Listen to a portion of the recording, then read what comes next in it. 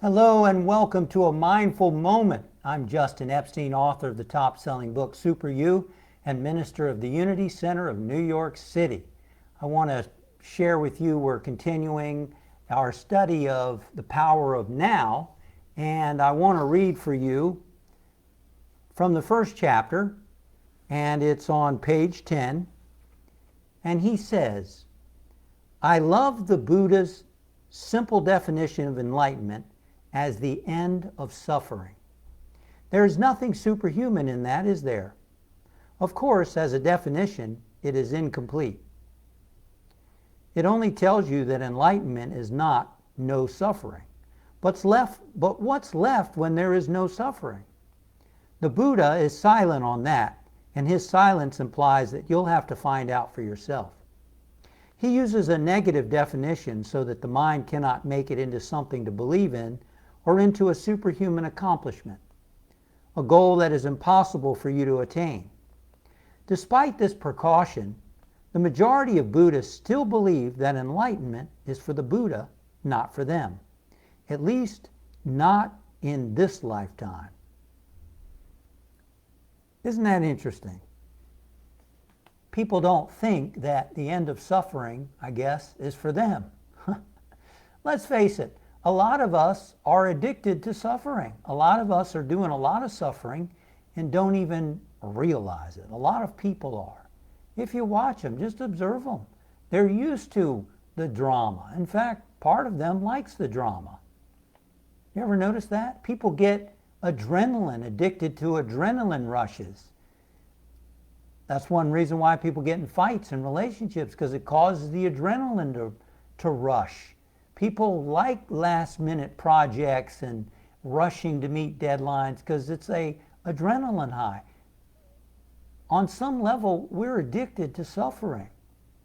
So it doesn't surprise me that a lot of people don't think they can actually have a life without suffering. I mean, we all have some pain in our life, that's for sure. But whether it becomes suffering or not, some of the wise ones have said that it's our resistance to what's happening in the moment that creates suffering. I'm sure we'll get more into that as we move along with the power of now. But for many people, the idea of the end of suffering is something they can't even see for themselves. And yet, it's true. And I'm sure you're experiencing and have experienced less and less as you've been on your spiritual journey. I sure have. I don't do drama anymore. I don't care for drama. Once you experience the inner taste of presence, the inner taste of consciousness, you realize, no, I prefer peace. I prefer calmness. I prefer joy. I don't need a bunch of fighting and drama to make me feel alive. I feel alive in God, really. And I think that more and more of us are waking up to that possibility. I think he also makes a very interesting point that the majority of Buddhists still believe that enlightenment was for the Buddha, not for them, right? Well, just look at Christianity, for instance. Everybody thinks that, a lot of people think that Jesus was God who came to the earth and that we can't be like him, or we should try to be like him, but don't expect to be until after you die. Some say after you die, then you'll become like Christ, they say. But he said, the works that I do, you can do, and greater works, follow me. Follow me. Jesus is an example of what we can become. He's an example of what it means to have that true relationship with the universe, with Source, that we're meant to have. So it's curious that human beings, they don't see that. They miss the point. I believe they miss the point. The point is, Buddha was saying, you can be free of suffering. Follow me. Jesus was saying, the works I do, you can do and greater. Follow me. He didn't say, worship me. One person went to Jesus and said, good master. And Jesus said, why do you call me good? There's only one good. That's God. Consciousness, infinite consciousness, God is everywhere present, and we're all a part of that presence. That's why there's only one good. It wasn't the personality Jesus. It was the one presence expressing as Jesus. And he said, follow me. What I do, you can do. Is it not written, ye are gods? So, yeah, there's always going to be people who believe that, want to worship somebody else, rather than accepting the truth that it's in you. See, what happens when you accept that truth? It takes responsibility, doesn't it? It's not an easy path.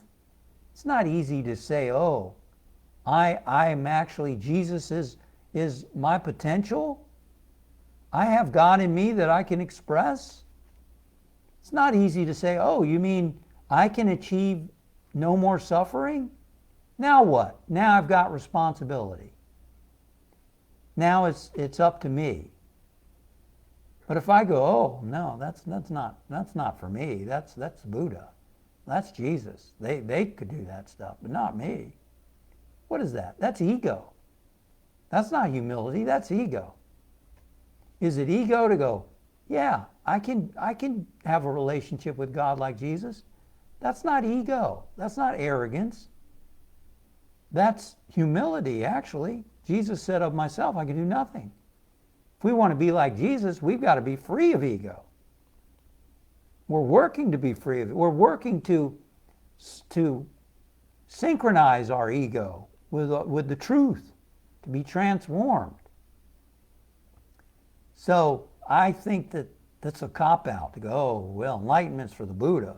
That's not for me. Well, what's for you then? What are you doing? What's the point? Oh no, I can't be like Jesus. Well then what's the point? What are you going to do? Wait till you die? No, that's not how it works. If we don't do the work now, it ain't going to get done. Some of the sages say when you die, you're the same person you were when you died.